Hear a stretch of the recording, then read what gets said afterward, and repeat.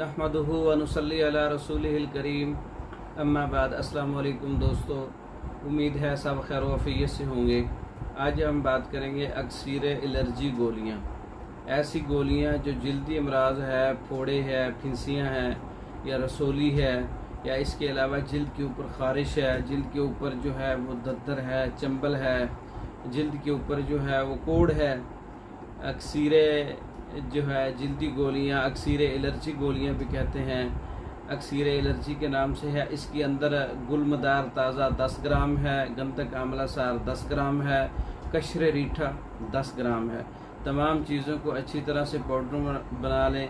गुलमदार जो है ताज़ा लें, फिर दूसरी अद्वियात को मिलाकर कूटी जाए, एक जान हो जाए, मतलब उसमें ना खुद ही गोलियाँ बना लें। गुलमदार के पानी से ही ये मतलब लेप तैयार हो जाएगा, फिर उससे ये गोलियां तैयार कर लें।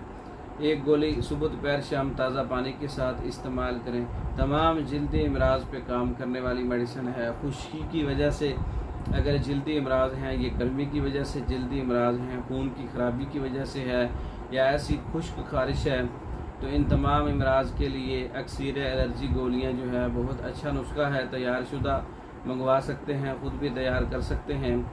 मर्दों के अमराज पे मुकम्मल कोर्सेज है, मर्दाना कमज़ोरी कोर्स है, बांझपन कोर्स है, सुजाक कोर्स है।